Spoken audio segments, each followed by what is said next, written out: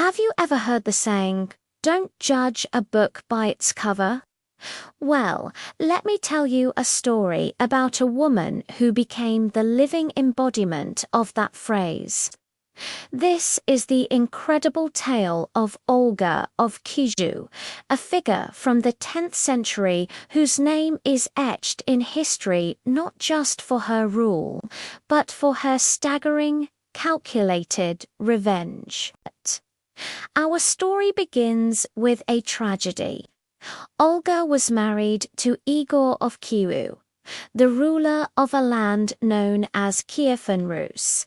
In the year 945, Igor traveled to collect tribute from a tribe called the Drevlians.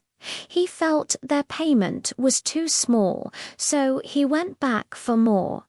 This turned out to be a fatal mistake. The Drevlians, angered by his greed, captured and brutally killed him.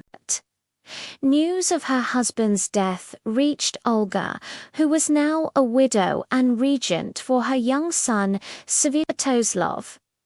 The Drevlians, feeling bold after their actions, saw an opportunity. They sent their best 20 men by boat to Kyiv with a proposal for Olga: marry their prince, Prince Mal. This way, they thought they could control Kievan Rus through her. When their ambassadors arrived, Olga greeted them with a chillingly calm demeanor. She told them she was honored by their proposal and that they should return to their boat. The next day, she said her people would carry them in their boat to her court, a great sign of respect. The Drevlians were flattered and did as she asked.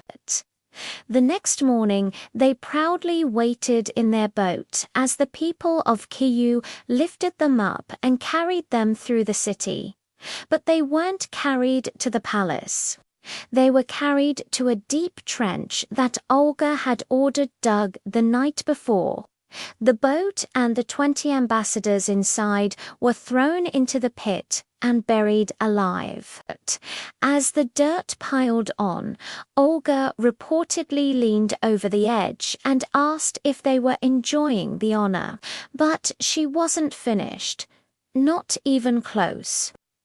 Before news of this could reach the Drevlians, Olga sent a message to their prince. She told him she accepted his proposal, but needed the Drevlians' most distinguished men to accompany her back to their lands. To show her people she was being married with honor, the Drevlians, unsuspecting, sent their best ruling men. When this noble delegation arrived, Olga invited them to clean up after their journey in her bathhouse. As they washed, her soldiers locked the doors and set the building on fire. Every single one of them burned. Now Olga's plan entered its third phase. She sent another message to the Drevlians, this time saying she was coming to their capital city, Iskorostan, to hold a funeral feast for her late husband. She asked them to prepare a great deal of mead. When she arrived with a small group of soldiers, the Drevlians asked where their delegates were. She told them they were following behind with her main army. Believing her, the Drevlians joined the feast and drank heavily. Once they were completely intoxicated and defenseless, Olga gave a signal. Her soldiers then moved in and, according to the ancient chronicles, massacred 5,000 of them. The final act was the siege of Iskorostan itself.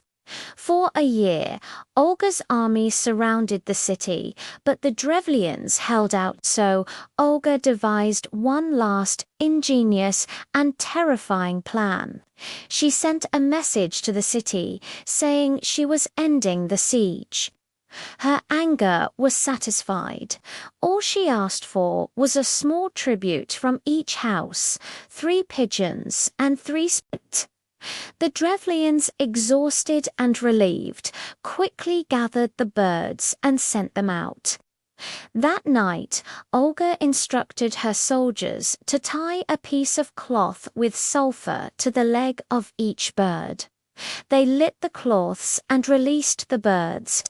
The pigeons and sparrows, as birds do, flew straight back to their nests in the eaves, coops, and haylofts of the city.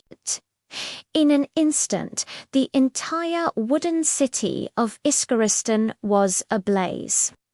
The people who fled the burning city were either captured or killed by Olga's waiting army. Olga of Kyiv took the first hit, the loss of her husband, and then she delivered a final blow, so devastating it erased her enemies from the map. She secured the kingdom for her son and went on to be a respected ruler, even being declared a saint by the Orthodox Church for later converting to Christianity. Her story is a stark reminder that sometimes the quietest person in the room is the one you should watch out for the most. Thanks for watching. If you found this piece of history as fascinating as I did, make sure to like, subscribe, and hit that notification bell for more incredible stories. See you next time.